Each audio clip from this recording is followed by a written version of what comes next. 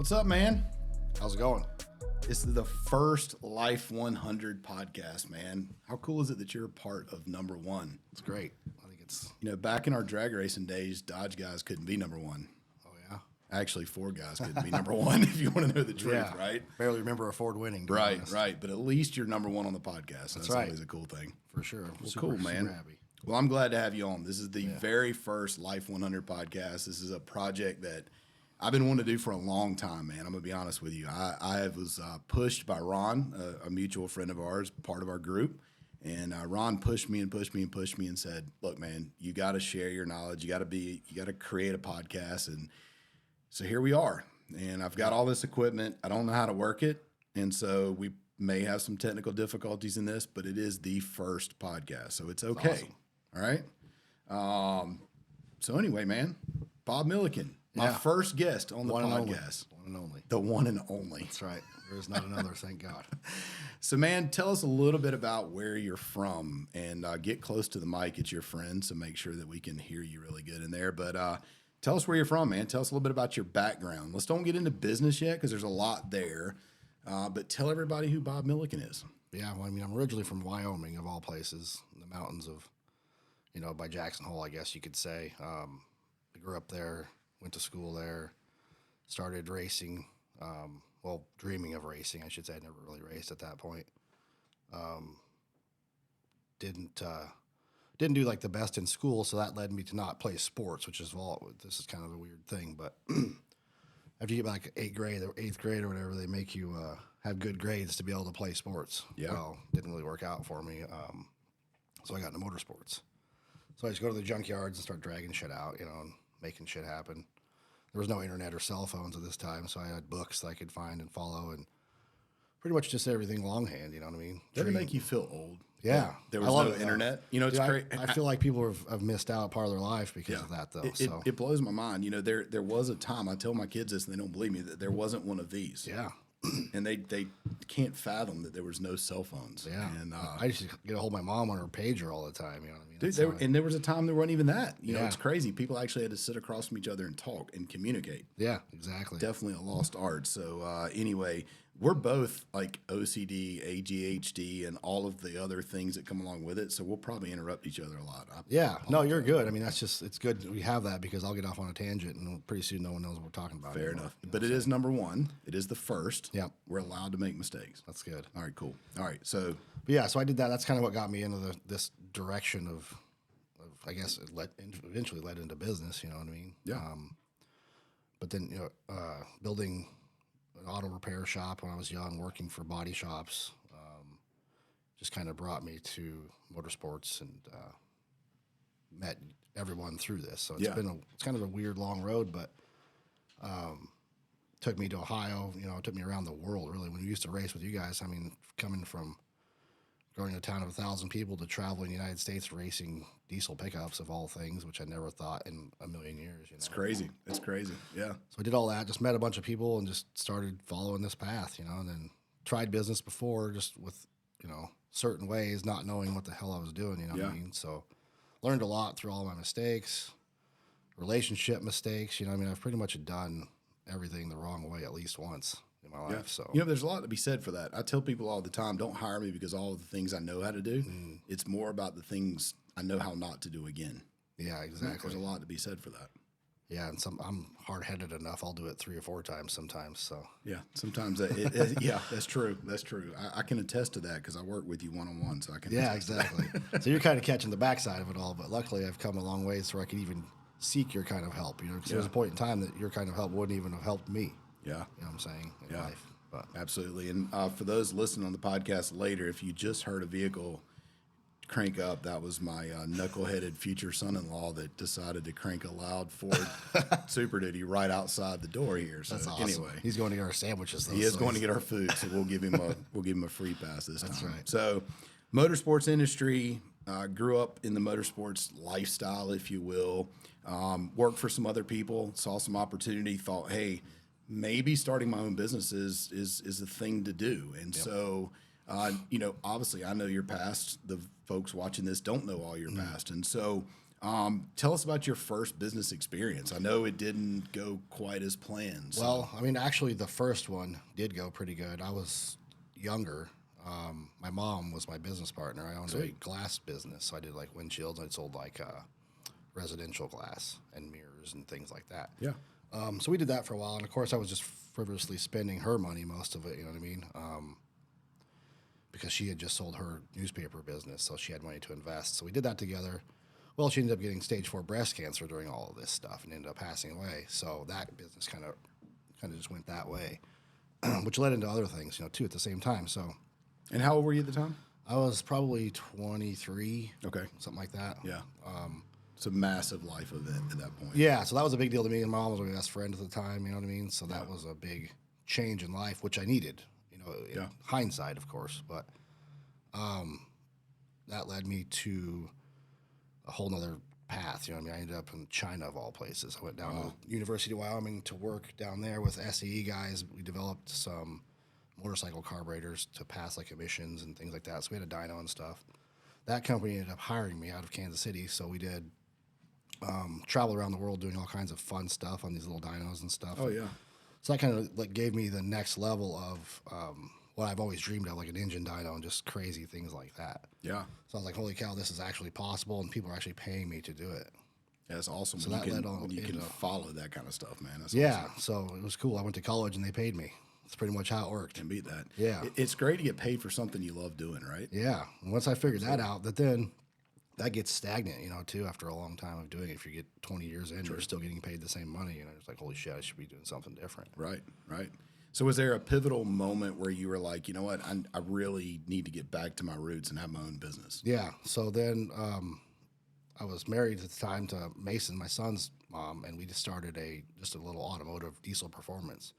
This is kind of when diesel performance was going well, I should say, where you could still do, the tuning and all that stuff. So it was a bigger thing to do to help people out, getting their stuff to run better and, Right. cleaner and just faster. So that was a huge thing that I did, but it was just me and her. And then, of course, you have relationship issues go along with the business stuff. And like I said, we had no idea what the hell we were doing. I started that business on I think $7,000, you know what I mean? So bought some floor jacks. I was in there just working on my back, Doing whatever you had doing to do. whatever I could do to make it work. And it worked out for actually it led into all this because I ended up building a sled pulling truck of all things in Wyoming. Was it a Dodge? Of course. Of course. And it was a winning Dodge also. I don't know how we get along so good. I don't know. I mean, it's weird. I think it's just, ebony and ivory kind of I thing. guess you we know what I'm saying? look past our flaws. Is that what it is? Yeah. But so I ended up building that thing, which led me to the circuit, which runs in Utah. Yeah. And my friends at Industrial Injection, they had a sled pulling vehicle also. I could kick their ass like pretty much every time. Yeah. So I led them like, hey, you guys want a job? You know what I mean? So I ended up moving to Salt Lake, and I worked for those boys for like 3 years. Learned a ton there and got all this following built, and met you through there. Obviously, 'cause we were drag racing at the time. Now wait a minute. Were you Sean Baca's right hand, or was Sean your right hand? I feel like we need to establish that. Well, the dominance thing was hard because it's twice the size of me. It is. It is. So as long and as I a didn't- very aggressive haircut. Yeah, but he's one of the most genuine, Amazing kind guys ever. Yep. He doesn't look that way, but he's actually became a really good friend. So we worked together for, hell, we were doing 20, 25 engines a month together, out of there. remember. Yeah. So It's insane. we had a blast. And luckily, we had traveled around, did a lot of dyno stuff, and that really helped get the following and the people that, that led into all this stuff. Yeah, But, absolutely. So still progressing. You're working for other folks. You still had that dream, that thought in your back pocket of being an entrepreneur. Yep. Like everybody does, I'm sure, at least most people. And so career progressed. The diesel industry progressed. Lots going on. It was in the heyday. We were both in it at the same time. What continued to propel that towards where you are today? Because again, there's a lot of background getting there. the biggest thing is just seeing all the money and stuff that I was making other people. I guess I don't mean to sound like that's boastful or anything, but that's what it was doing. Yeah.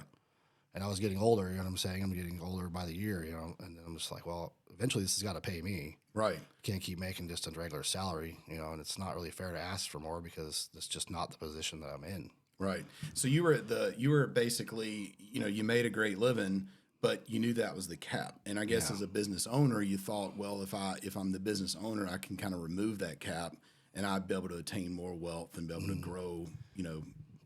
Honestly, the biggest that I think it hamstringed me the most in the beginning was financial stuff. Yeah. I never really saved anything. I never had any money to even start a business. Even though I had millions of dollars in my mind and capabilities, that there was absolutely no way I could even survive for a month of time without a job. That's a great compliment, man. Millions of dollars in my mind. Oh yeah, for sure.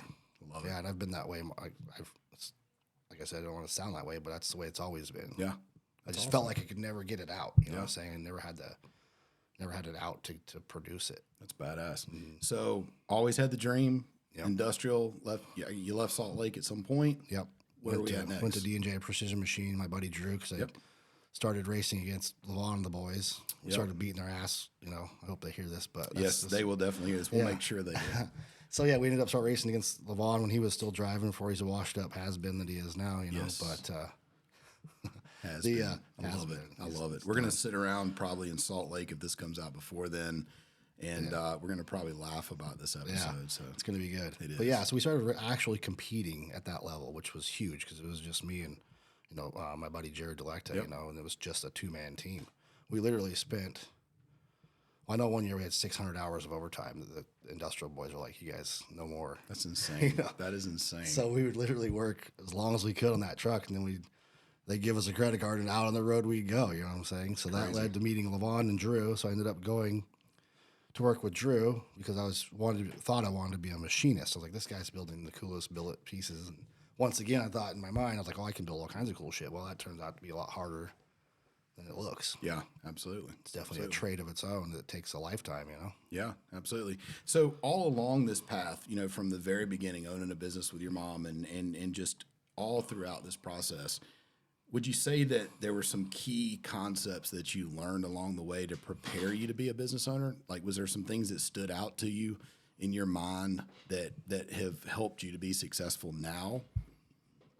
I mean, I guess I don't really know. I have to say. I mean, obviously, like, are you talking about like material type things? No, or? just learning. Like, what would you say knowledge wise you gained over those years that helped prepare you to be an entrepreneur? The biggest, the thing that's prepared me the most would be like help entrepreneur stuff. Right. Good.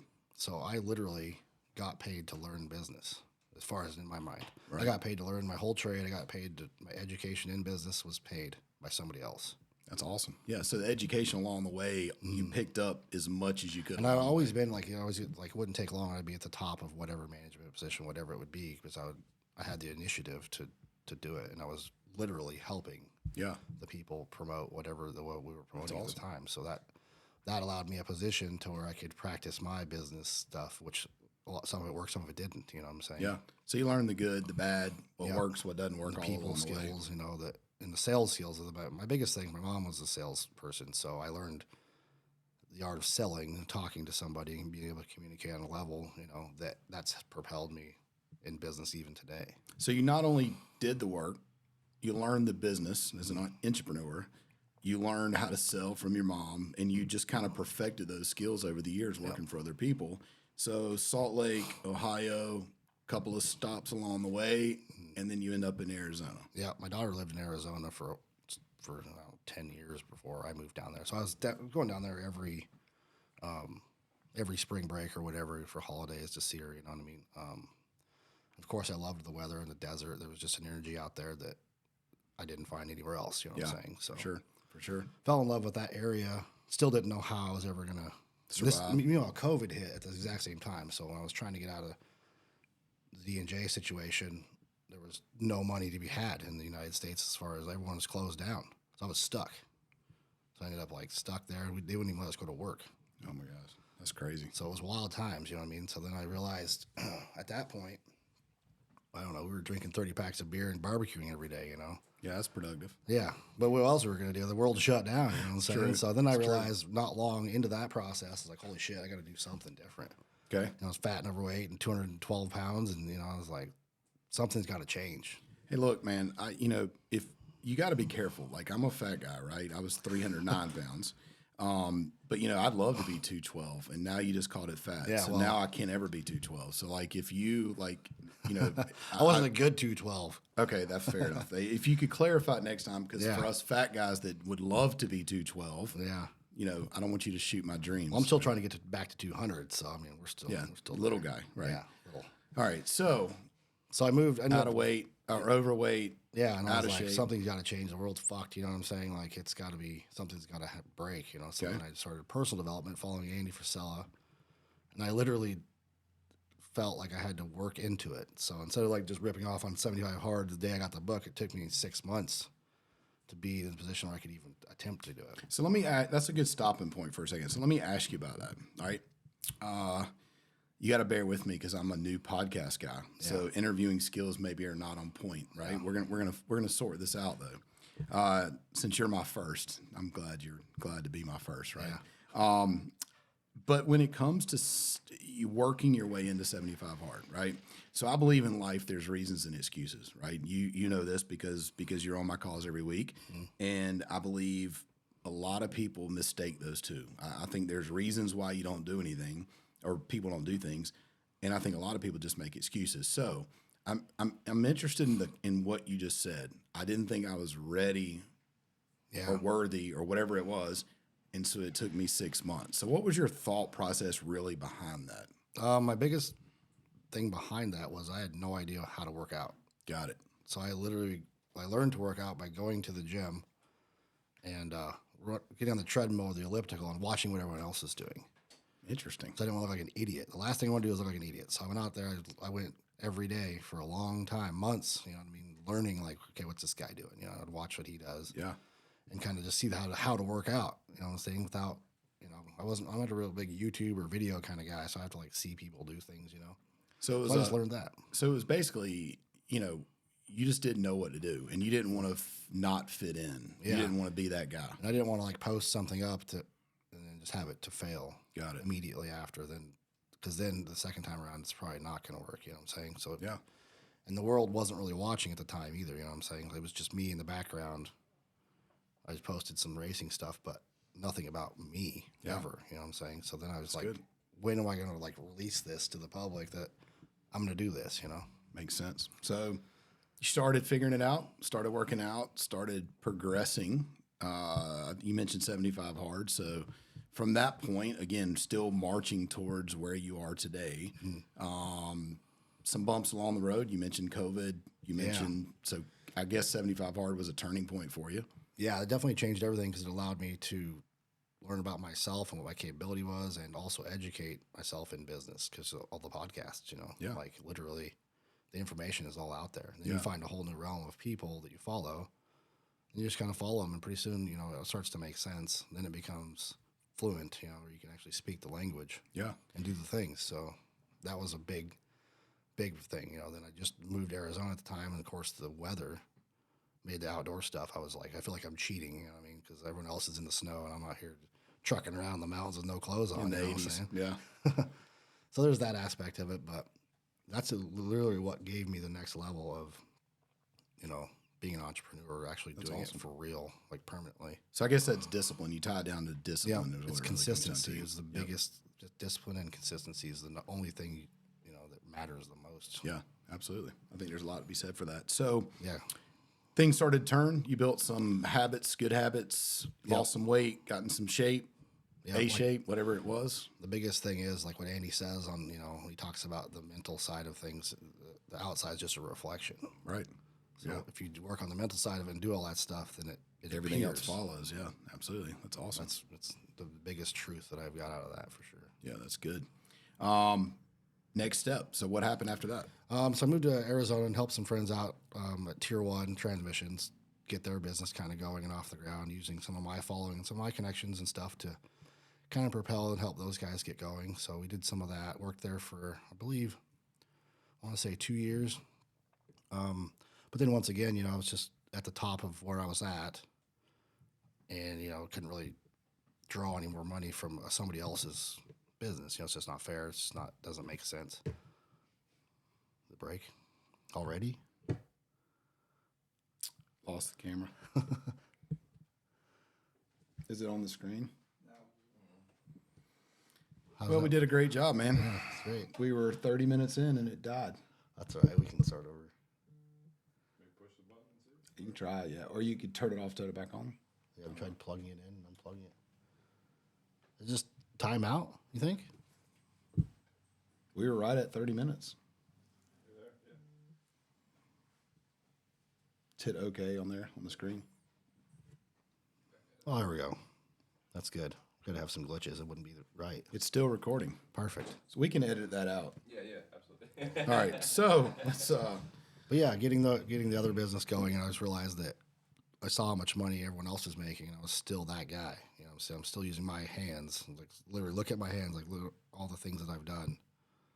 I'm like, this hasn't made me shit, dude. I don't own a damn thing. So you decided from there. I was like, I'm gonna make a change because obviously what I've been doing for 20 years is not working. Not propelling me, you know, because I'm seeing like when I live in Phoenix, you know, I go to the nicest gyms, I do all the nicest things. I see all these other guys with all the success around me, and I'm like, motherfucker, I was like, I want to do that. I want the G-Wagon. I said 2 years ago or 3 now, if it comes up every year, but in 5 years I'm gonna own one. That's awesome. My thing, and then I got about 2 years left, and it's looking like it actually might be a possibility. That's awesome. So that's awesome. That's one of my big things, you know. It's just like I do like the material stuff. Yeah, nothing wrong with that. Yeah. So this was the moment, Tier 1, you left and you started your own business. Yep. Right? And so the name of your new business for everybody? Next Level Engine and Transmission. Absolutely. Yep. On Instagram, on everywhere, website. Yep. The whole 9 yards. I realized that building the brand stuff was the most important, you know. So, but it's funny because all of it kind of fell in place, like literally. Even when I met you the last time at Limitless. Yeah. I mean, there was a reason that we were sitting right next to each other. We didn't plan that shit, you know what I'm saying? No. And and there's even more to that, you know what I'm saying? I had messaged you 6 months before that. And I was like, hey, I'm looking for a mentor. And it's like, are you still an RTA? And that was the end of the conversation. Yeah. You know, I was an RTA syndicate at the time, and which is an awesome thing too, but the one-on-one is what I really needed. Yeah. I needed to be able to speak my side of the story so you knew how to manipulate that to make it move forward. So it's crazy how things happen in the time they're supposed to happen. You know, Ron, our mutual friend that's been a big part of starting this too, I was doing a podcast at an event, and I heard that he was going to, this guy from North Carolina was there, the coast of North Carolina. I'm like, okay, cool, where? And the podcast I was on, he was like, Emerald something. And I was like, Emerald Isle? And he was like, yeah. I was like, that's where I live. There's nobody here that's going to be from Emerald Isle. Well, anyway, we ended up, meeting at this event. And it's crazy that we both share the same passion for business and for helping others. And we live in the same county. We would have never known if it wasn't for this event in New Jersey. And we just happened to have a mutual friend. And so, you and I knew each other for many, many, many years. Yeah. And we've talked a lot about looking back and how your thought process was back then, even and again, if we'd have tried to do this earlier, it may not have worked. You were in a different place in life. I was a different place in life, but things kind of came together at the right time. And so we met at Keaton's event at Limitless. I didn't meet. Yeah, you knew we were going. Yeah, met back up, and it was crazy. I remember it like it was yesterday. Me too. It was like instant, like reconnection, if you will. It's not like we didn't talk from time to time. We were both in the same industry for so many years. Yeah. But it was like this is crazy how this has all kind of come up, right? It just showed up. You know what I mean? I just literally made it happen and spent money that I did not really have to spend to go to this event. Yeah. That, great event. Mm-hmm. A lot of good stuff came out of it, but we've talked about it after the fact. There was one thing that came out of it that has literally changed your direction. Mm-hmm. It's changed everything about your business. Yeah. That was us meeting. Yeah. That's all it took too, because it was, like I said, it's so crazy on how those pieces fell in because it was at the exact same timing. I don't remember how many weeks I was in. Let's see, that was when is it? September. September. So I'd only been going since July 1. That's crazy. Yeah, and I didn't talk to you before then, you know what I'm saying? Like, this might work out. And I had no idea about the business side of it. I just knew that the entrepreneur, following the group we had that I was interested in. That's so crazy. And then it turned into the business coaching and stuff like that, and it just hasn't stopped since. Like everything is positive. It's crazy. So prior to Limitless, I came up with this concept. I had an apparel company. I still do 50 by 2, you know, and the tagline is all things 100%. And so I had this concept, you know, if I'm somewhat coaching people, right? I'm consulting with people.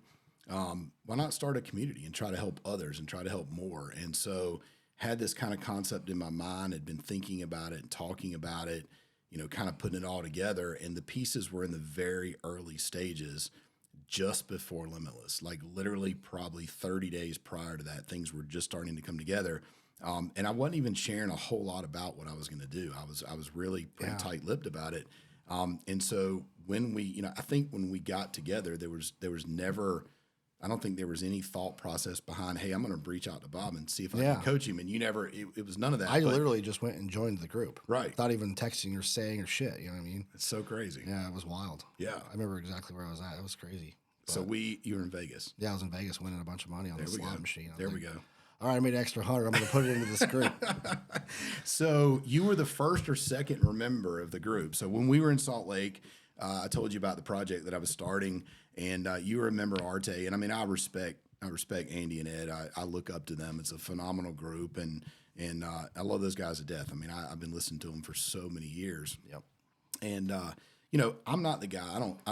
I think everybody has the group for them. You know, I think there's pros and cons of every group, but at the end of the day, you've got to find the group that best fits you and that you best fit into. And so I don't try to pull people from other groups, because at the end of the day, there's plenty to go around for everybody, but I want people to find the right one. So we chatted a little bit. I told you about the project or whatever. You joined the group, you know, right off the get-go. Again, first or second member, joined the group, and got involved a little bit, right from the get-go. Again, we're still in the beginning stages, but we got started in the group a little bit, got the group kind of going, started doing our weekly calls. But there was something else that took place. And so you were starting this business, kind of struggling to put all the pieces together, living in the shop, by the way, which I think there's a story in itself there, but you were living in the shop, by the way. Oh, we lost the camera again. Keeps falling asleep. You probably have to cut it back off of it must be overheating is the only thing I can think of. Said something about the battery a few minutes ago, and I hit OK. It is overheating. That's what it is. They overheat? I guess so. I'm not on a battery. It's plugged in. Is it back on now? Yeah, it's on. All right, cool. There we go. All right. Somebody to keep an eye on that thing. Somebody will be able to edit it out. We'll figure it out. Drew's over there shaking his head. All right. So let's cut back to that. Yeah. So you joined the group, a couple of weeks, couple of calls, whatever. In business, again, you were struggling to kind of put things together, get things started. You obviously knew some of what needed to be done, but there was a lot more to it. You were living in the shop, which again, great, you know, crazy story in itself that you were living in your shop because you were so committed to your success that you're willing to take the chance and make it work to live in the shop. Which is a crazy thing because some people, it depends on who you are. Yeah. Like I used to watch that. I don't know if you've ever seen that movie, World's Fastest Indian. Yes. Talks about Burt Monroe. I don't remember the details, but I have seen Well, he lived it. in his shop. Wow. You know what I mean? That's what he did. And I knew like that guy was so dedicated that I always felt that if I ever did that, that would bring you even closer to what's the reality of what you're doing. Wow. Because comfort's the biggest thing in my life that'll get me. You know what I'm saying? If I get comfortable, then it's not a good place to be. Yeah, I think most people are like that. But I think, you know, the other thing is too, it comes down to the financial side. You know, you're all in at that point, right? It's all in. And so you are living in the shop. We met, you know, we obviously knew each other. You joined the group. You were a couple of weeks in. You knew you needed some help. I do one-on-one coaching. It's not cheap. I'd love to help everybody in the world, but you know, my time is I only have so many hours in a day. Yep. And so, I mean, I charge a pretty substantial amount to coach people, and it's not something that everybody can afford. And I completely understand that. Well, if they listen, they can afford it because it'll pay for itself. There's a lot to be said for that. There's a lot to be said for that. I need, can you make an ad for me? Yeah, can you sure. just make an ad? All right. We just did. Yeah, we did. Cut that clip. We'll cut that one. We'll get them to cut that one. But you know, we have history because we know each other, and you had said a couple of things to me that I didn't forget. You know, you told me, And again, the diesel industry, they're great guys. We all have a lot of friendships. Yep. There's some guys that are a little rough around the edges than the other. There's some guys that we get along maybe a little bit better with than the other. But at the end of the day, we're all great friends, right? Yeah, we're for sure. At the end of the day, we're all still friends. We are still. After all these years. This. Technology, man. It's technology. It's all right. Huh? It's always Oh, yeah. It's good, though. It's going to be great. Yeah, we're going to make it work one way or the other. Is it? It is plugged in, isn't it? Well, it has to be, because if not, it wouldn't be on at all. Swap the battery out or something? It's not a battery. It's plugged in. All right, well, we're gonna keep trying it. If like every 2 minutes we got to cut, it's gonna be kind of hard to cut. This is like the best part of the whole. I know. We're trying to get to the good shit, and it's fucking. I wonder if we should let it cool down a minute. You think maybe that's? Put it in the fridge. Here, let me just pause it. All right, man. So technical difficulties on the first podcast. I don't know if you keep unplugging it or if somebody else is. Or just I think Ron fell over the cord. He may have. He may have. My future son-in-law is here too, and he's pretty much a klutz, and so he may have been the one to ruin it. I don't know, but regardless, here we are. It is the first one, and it's okay that we maybe had some technical difficulties, but that's right. We're going to pick back up. So you joined Life 100 after the Limitless event. You decided to join up Life 100. I remember the phone call. I was really honored to have you as part of the group, especially some of the very first part of the group. Few weeks in, whatever it was, I think we were joking about the dates. I think it all blurs together, but a few weeks into that, part of what Life 100, part of what I do is I offer 10 spots to do one-on-one coaching. And I only do 10 at the time. I'm real adamant about that because I want to stretch myself too thin. But those one-on-one spots are extremely valuable because we take a lot of the principles we talk about, but we dig into you and your business. It's personal and professional, but we dig in really, really, really deep. And I help guide you through, everything in business and of course, a lot in your personal development as well. But it's expensive, and it's not something that is everybody can I hate to say afford, because especially in a startup, it's tough. It's tough, and I know, and I realize that, and so I know it's not for everybody. I know it's probably needed by everybody, but it's not something everybody can do. So anyway, I knew that challenge going into it when I priced everything out. I tried to price it as reasonable as I could, but also my time has value as well, and my experience has value. So with all that being said, I had however many weeks it was in, kind of reconnecting with you after, not that we ever disconnected, but just hearing about what you were doing and all that.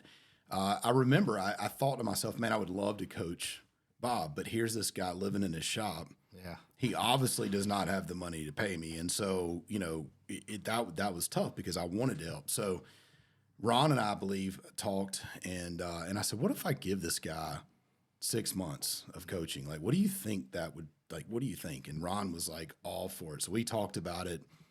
There may have been some other people in the call. We talked about it. And I said, do you guys think he'd be worthy of it? Like, do you think it would be a good fit? And so they all agreed. And so I remember that phone call when I called you. Yeah. And I said, what do you think, man? I want to give you 6 months of one-on-one coaching and help you with your business. So how was that? Did you expect that? No, I didn't expect that. I was going to figure out how to do it, one way or the other, because I knew I had the right questions to ask. Instead of me laying awake at night thinking about it, the second person, somebody that's already been down the road, would be there, and that would save me a ton of time. I'm saying, using somebody's 10 years, 20 years of experience to help me get moving on the first 2 months or whatever would be a huge benefit. So definitely don't expect that, and that was a huge moment, because not only even all the information that comes up, but just like somebody else even believing in that. That's the biggest part. Because obviously you think I'm not an idiot. You know what I mean? You think that you believe in what I'm doing is going to work, and it's so at the beginning stages that it was the perfect timing. Yeah, yeah. So we talk about the time and being at the event together.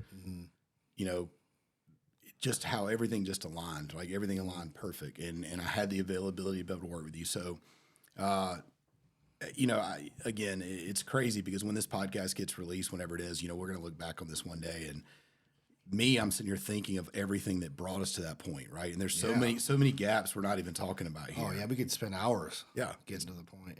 Yeah, I think it's crazy, and there's a lot of backstory, and just like I said with Ron and us meeting in New Jersey, and there's so many pieces how everything comes together so perfect at the right time, the right place, just everything. So, I didn't know how you would.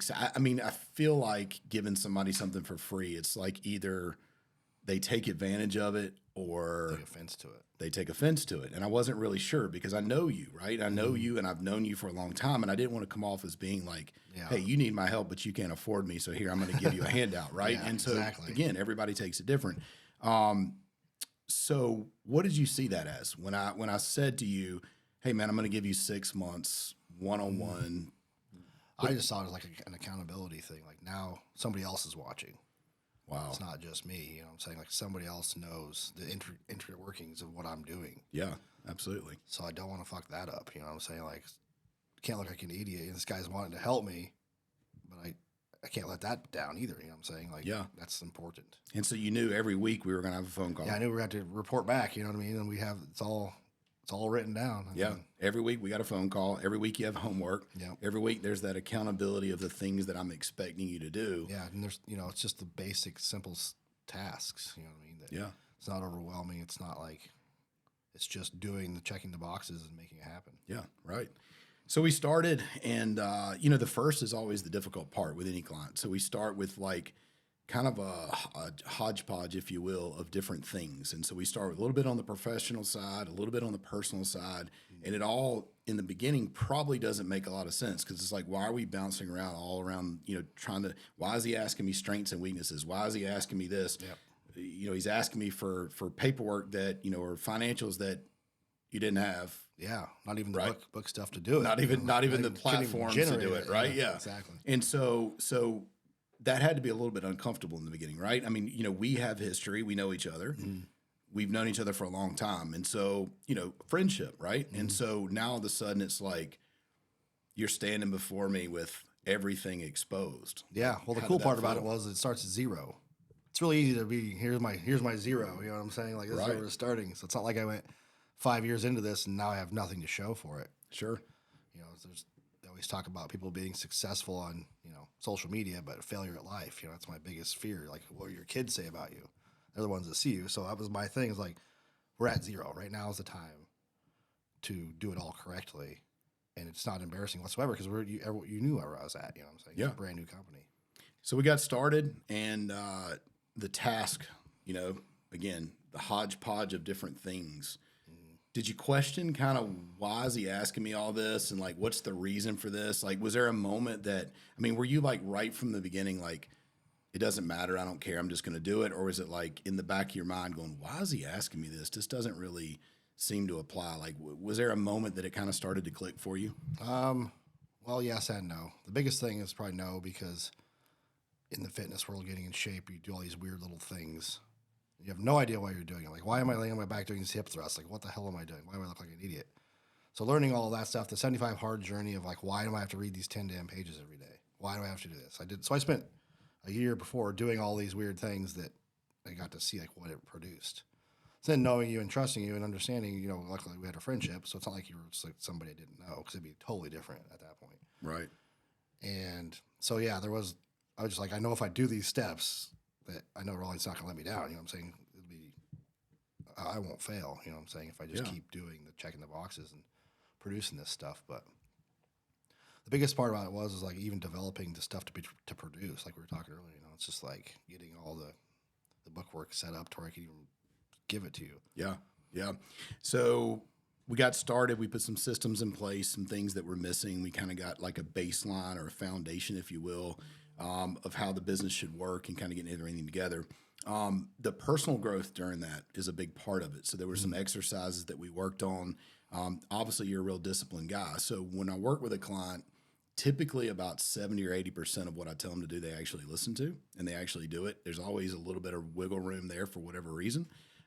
There's very few clients, believe it or not, that actually do everything and listen to everything. There's always, and I think a lot of it is because most entrepreneurs they have the title of being a business owner, And so they think that their way is going to work, which trips me out because if their way worked, then why are they calling me to begin with, right? But anyway, that's a whole nother podcast episode. So not everybody listens. They really don't. And so the people that listen and apply and actually follow through are the ones that ultimately will be successful. Now, it doesn't mean that my method is perfect, right? Because at the end of the day, you and I joked about this the other day.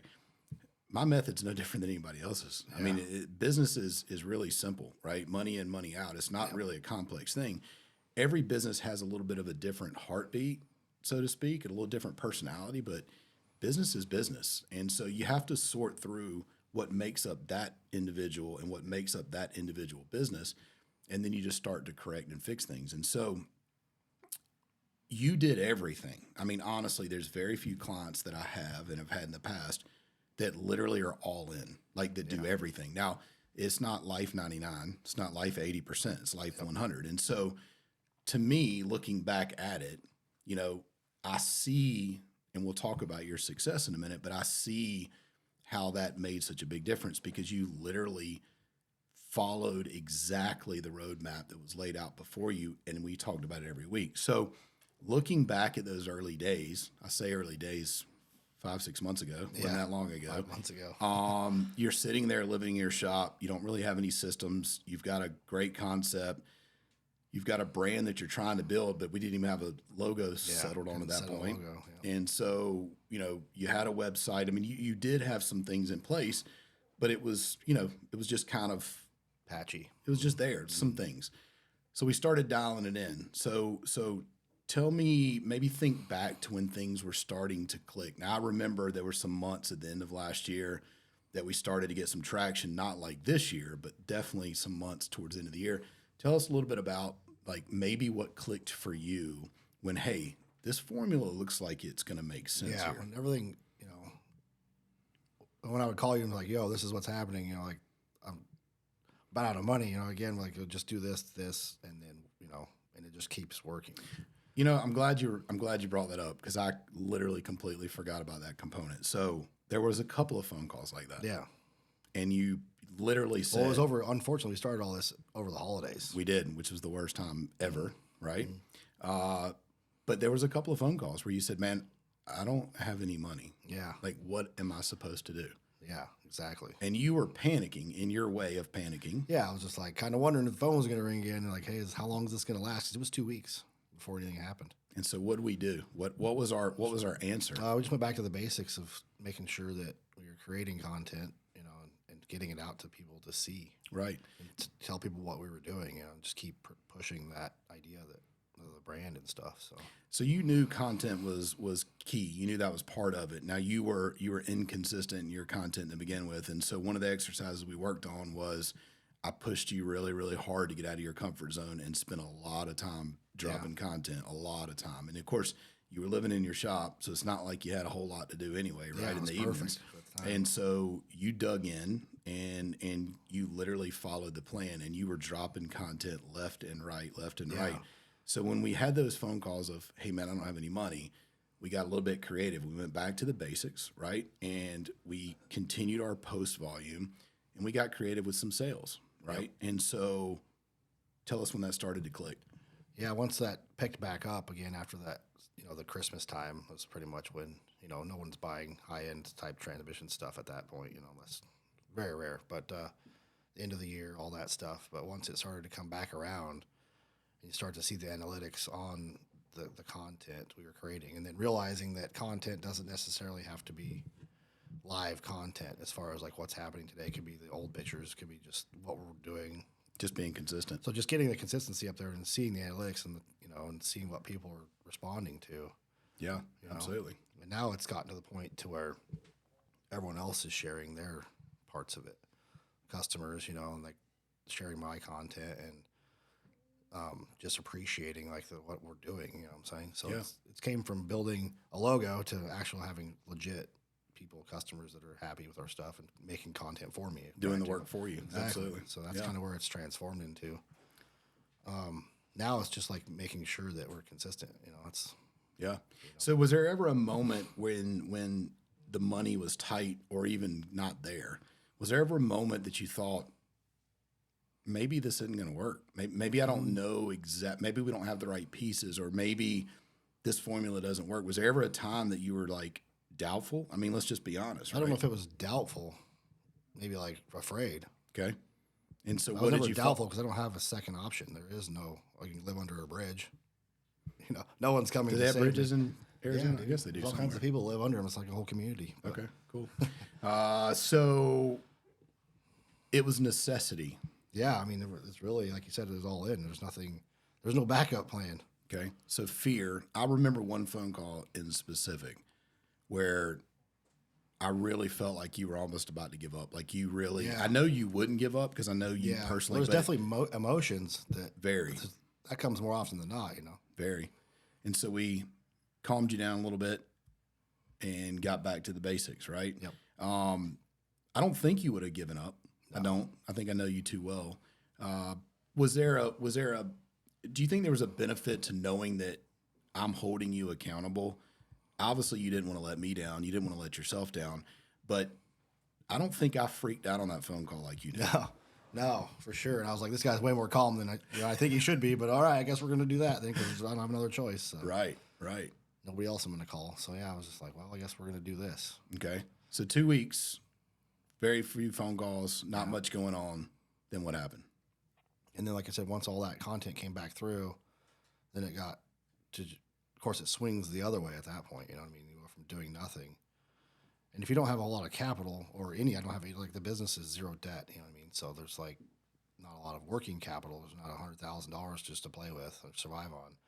So having like cores to build things like, parts to put together was a big problem because I had to wait for a sale, then buy the shit, you know what I'm saying? And then build it. So then that puts you behind the ball immediately because you don't have stuff in stock. And, so then you got 2 or 3 people that want their stuff.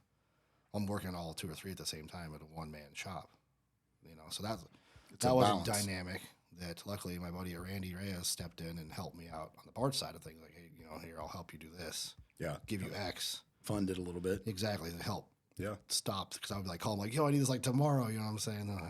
So they're like, well, he flew down and talked to me and we sat down and figured out a plan. So yeah, absolutely. It wasn't for him. That helped smooth out the bumps. Yeah, it definitely did. So, every business has bumps along the way. Every entrepreneur has his challenges. And I've told you multiple times on our calls, like, we're in a great position right now. The business is doing great. We've got some goals this year. We're very much on track to meet or exceed our goals, which I think is awesome. Yeah. You're putting in the work still. You've not gotten lazy because I remind you on a weekly basis, like, let's not fall back to the old ways. Let's make sure that we stay consistent. So all of those things are working. We've got some things in place that we can monitor the analytics and see what's going on within the business. But we know that there's trials that are still going to come. We know that there's going to be things that are going to come. What do you think you've learned over the last 6 months when the trials come? Do you think you look at them a little bit different? And if so, how do you face them different than you did before? Well, the biggest thing is not to freak out or overthink or overcorrect, I guess you could say. Okay. So don't overcorrect on anything, and make sure that you're still following the path of how the business was set up to begin with and the actual plan instead of deviating in any which way, whether that's emotionally, financially, or anything. Right. So not deviating from the original plan is the biggest thing ever because we made that business plan for a reason. You know what I'm saying? And the goals are set that we've already written down. Right. So there's always going to be problems, like you said. It's just how you handle them, and that's part of being growing as a human too. You know what I'm saying? I'm not a young kid. So I've been down the road of problems and stuff like that. Yeah, absolutely. Especially in that industry. So absolutely. And having friends to talk to is another huge thing. Instead of me standing by myself thinking about it, I just text you or call you like, hey, this is what's going on. Even though luckily we don't have a lot of problems, but that option's there. Yeah, absolutely. So I don't have to worry about it. I tell people all the time, people that I coach, like that's probably one of the biggest benefits is you have the availability to reach out to me and ask me questions in the thick of things. And, it doesn't mean that I always have the answers, but I think we've even had some challenges that I'm like, I'm not really sure, but let's talk through it. And we come up with a solution together between my experience and your experience. We come up with a decision together. Going back to knowing trials are going to come, going back to how you face them a little bit different now than you did before. you said something interesting. You know, you said we go back to our plan. We go back to our baseline or our foundation, if you will. You know, I've never built a house, so I don't understand the construction industry. We've got members in our group that are well versed in it. Not we are not. We know how to build car stuff or whatever. Exactly. But I know that the house foundation is extremely important. And I know that because I bought a house, my first house, and the foundation was not good. Yeah. And it cost me hundreds of thousands of dollars to fix that house. And it was a never ending situation. You know, if the foundation isn't solid, the rest of the house is going to fall apart. I mean, that's just the principle, right?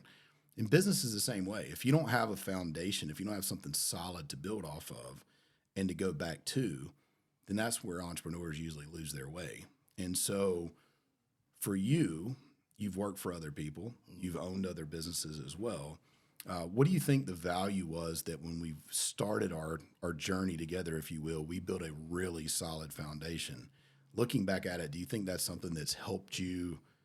You know, you had not had a lot of rocky times. We've had a couple, but not a lot because things are, you know, on a great growth rate right now. But do you think that helps you to be able to go back to that foundation and know where the baseline is, so to speak? Oh, yeah. I mean, I've done that my whole life, whether it's a vehicle or faith or entrepreneurship. It's all the baseline and how solid it is. You know what I'm saying? It's like trying to build a race car with some piece of crap. You have to rebuild the whole thing 10 times. You already spent too much time and money doing it. So the business thing, as soon as we did it, I knew if we did it correct, because like I said, the timing was correct. We didn't have to fix anything. Yeah, that's good. We started with an empty space that we just populated with everything perfectly. Yeah. So a lot of business owners don't do that. You know, a lot of business owners have a great idea. They start a business, maybe they start as a hobby, maybe they start it as a necessity, whatever it may be, but they don't build the foundation correctly to begin with. Typically, when I see that process, normally what happens is when tribulation, trials, when things come, troubles come, they get off track really, really quickly because they don't know what to go back to. So what would your advice be for a business owner, whether they've been in business 5 years, 20 years, whatever it is, when it comes to the foundations? What would your advice be? I mean, you got to keep it simple so you can understand it. Okay. Pretty much so you can memorize it. You know what I'm saying? Like, you can't have this big, long 20-page idea of a foundation when it needs to be 10 things. Yeah. It's like core values. It's the same thing. You know, if you follow those, or your employees or whatever follow that, then more than likely you're going to succeed because everyone believes in that one thing or falls back to that original. Yeah, that's good. The ideas you had. So in the moment when you're actually doing it, you need to make sure that you write it all down and make sure that that's exactly how you really feel, not just a made up thing. So that's the big thing, you know, is being, and then sticking to the consistency of it. And just, I mean, if you do it correctly, it should work, you know what I'm saying, unless you really screw it up yourself. And that's just kind of how it is, I guess. I don't know. Sure. So, you know, talking about accountability as a coach, I hold you accountable. I give you homework on a weekly basis, hold you accountable to follow through with it. Spinning that up a little bit more, we have our group. So we have Life 100, and we have a group of individuals in the business or in the group that we all hold each other accountable. And so what do you think, do you find that accountability is really important and be able to bounce ideas off other people as well? Yeah, that and trust. You know, that's the biggest thing is like all of us in here, you know, we know each other and can trust each other. So I'm not going to be able to call you and get some bullshit answer. Right. Just to make me feel better in the moments, you know what I'm saying? So that's a big thing. You can rely on everybody in here. You don't need, I mean, that they're going to give you an honest answer, or they're actually working their ass off themselves in the same boat. Yeah, that's good. Yeah, and even being able to, that's the other thing I like, is to be able to feed into the other people, helping them. Yeah. Have you found that that's something fulfilling? Yeah, it's like the most fulfilling. There's nothing really better than that, like lending the hand down, you know, down. Yeah, absolutely. That's the biggest, with fitness, with personal life. People are going through stuff, you know, business. It's cool to see. That's awesome. Well, we don't have a Joe Rogan podcast, so we can't go 2 hours. I don't think. Nobody will follow you'd us. have to have some. You'd have to have some herb, I guess, to make 2 hours. Yeah. But anyway, what would you say in closing? What would you say? Actually, I want to ask you two things. What would you say to the person, the individual that wants to join a group like Life 100? What would your advice be about this group specifically? Well, like I said, this group's limited to 100 people. So That's it. I think that, I don't know if I know how to say it, it's like not really making sure you have your shit together, but you better have something to bring to the table. Whether that's thirst for knowledge and listening and a skill to listen and learn and do things, or have already built something. That's the two biggest things probably for me, is that you have to bring something. This isn't one of the typical groups that you just pay and hope for the best. That's good. Because when you have 1,000, when I was in Arate, which is an awesome group, that's a teaching group. You know what I'm saying? Like a one way. I mean, you can ask questions, but you learn a lot, but it's just listening. Yeah. This group's more one-on-one, talk to each other. I have everyone in here's cell phone number. You know what I'm saying? It's just like anybody can call anybody at any time and get a legitimate answer. Yeah. Absolutely. Or know somebody that will. Yeah. So, I think that's the biggest flex on the whole thing, is that. Yeah. Don't come in just to take. Make sure you come in prepared to give. Exactly. I mean, that just makes sense to me. Yeah. Absolutely. Especially in a small, tight-knit group. Yeah. Absolutely. So, what about one-on-one coaching? What would your advice be on one-on-one coaching? Because again, that's a very limited niche, and there's it's not for everybody. Nope. So, what would your advice be on that? Well, I think the biggest thing is you have to trust who you pick. Do your research. It has to be a feeling. It can't just be, oh, this guy charges $10,000. It's got to work, because that's not even the case. It's like hiring a personal trainer that you don't jive with. You know what I'm saying? So. Yeah. Did we just lose it? All right. So more technical difficulties. Part 3. Not really sure. We'll get it sorted out for the next one. But I think where we were before we had our technical issue is coaching. And so gave you 6 months worth of coaching. We were talking, I think, wrapping up about the value in coaching and what Picking the right coach. picking the right coach. And so I think you were right in the middle of talking about fitness coach. Yeah, the fitness coach is a good example, because we could pay whatever amount of money, doesn't even matter what the number is, $20,000 a month for the guy that teaches Arnold Schwarzenegger or whatever that may be. Show up at the gym and do all the things, but to not do the work, and you're going to look the same. You're going to be $20,000 poorer. You know what I'm saying? True.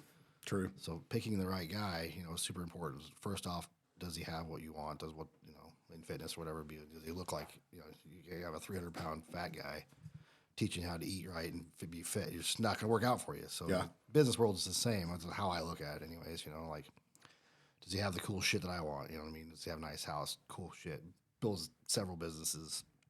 So that's important. Yeah. For me. Yeah. That gives you not only a legitimate reason, but a drive to become that, It's good. So I like it. That's part of it as far as picking. Yeah. Yeah, I like it. So our first podcast has been challenging, to say the least. We've stretched it out a little bit with our technical difficulties, and we joked about it. We're not professional podcasters, and day so one. it can only get better from here. So that's a good thing. We'll have to revisit this before long. I just know that Ron's gonna get all the good shit now. Ron is definitely gonna he's gonna pass you in at least one. I know area, it's gonna be terrible. this one. I still got number one though. It's all that matters. Yeah, There's only I one agree. room for one number one. I so. agree. I guess it's going to come down to views. Yeah. Y'all can compete over that. So Good thing I got more followers, I think. So I'm gonna go ahead and post this up. Ron is wherever Ron is right now. He's wishing he could say something. That's so right. He will have his time on camera without you, though. So Yeah. just be prepared. That's not even fair, but okay. It's not. So as we wrap up this challenging first podcast, there's 2 things I want to ask you. There's actually a few things. I'm going to start with 2, though. Sorry, you got nervous there for a minute. I could tell. Yeah. The 2 things I want to ask you is, where do you see yourself in a year, business-wise, anyway?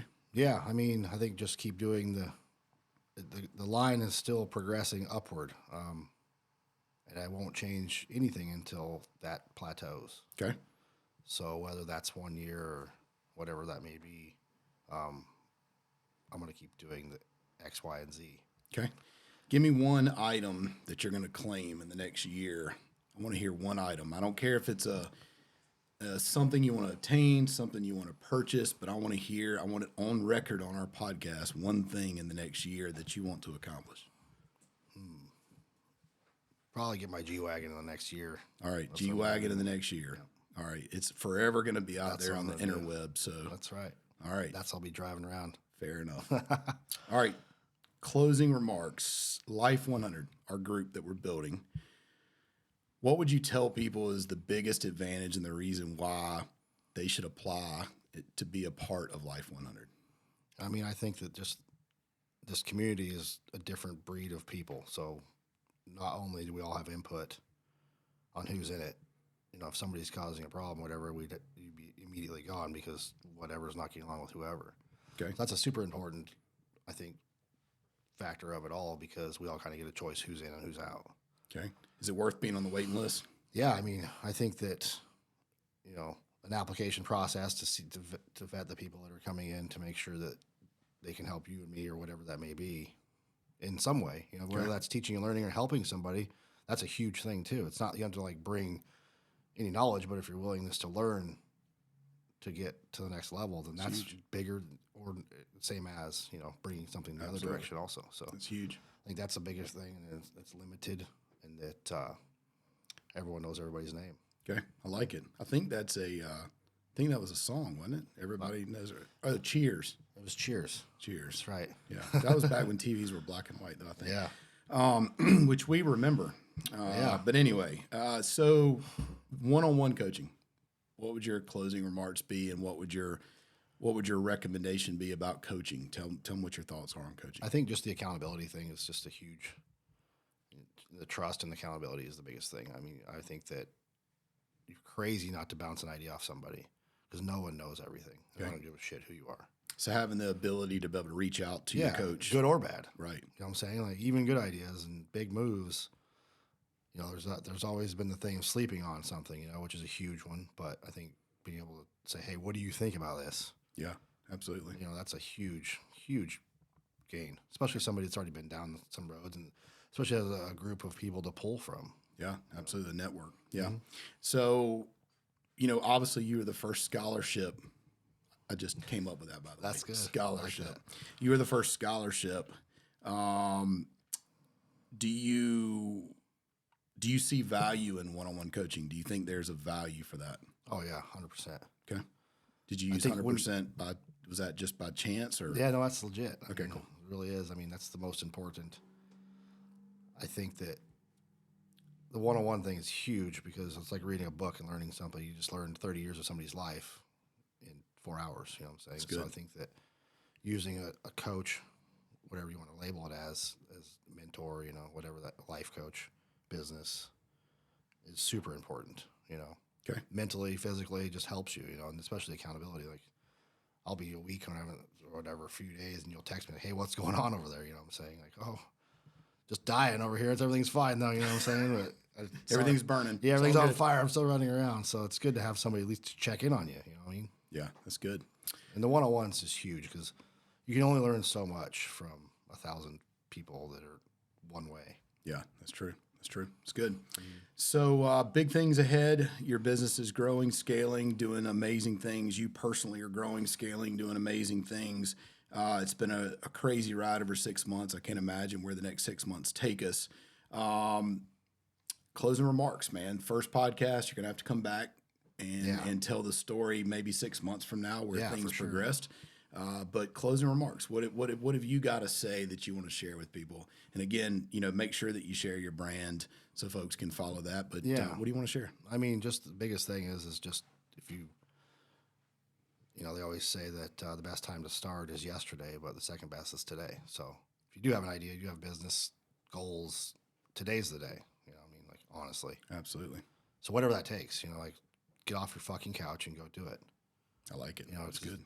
The internet just makes it so easy to even start it. Like I literally thought of the idea, made an Instagram page, and made a post. And 7 months ago or 8 months ago. And here you are. Yeah. With no idea, no job, no idea. You know what I'm saying? I'm like, fuck it, I'm going to do it. So that's the other thing is start now. And always make sure you have the right people in your corner. Awesome. You know what I'm saying? Love it. It's good, man. So Bob Millican, Next Level Engine and Transmission, podcast number 1 for Life 100. I appreciate your friendship as always. Oh, yeah. and grab we're the not mic supposed for to you. hit the mic cords. That was kind of awkward. How about let's just right here? All right, very good. Podcast We're one. learning podcast one. Yeah. But man, I'm very honored to be your friend. I'm honored for you to be a part of the group. I'm honored to coach you one-on-one. And it's been amazing to see what's happened over the last several months. And if it's any indication of what's ahead, Yeah. it's big things, man. It's big I think things. so. And just to bring it all along, everyone else along at the same time is going to be huge. It's awesome. Yeah, absolutely. All right, podcast number 1. It's a wrap, man. So next time. Can you play the music? Oh yeah, I got to play the music. Hold on. Yeah, we got to.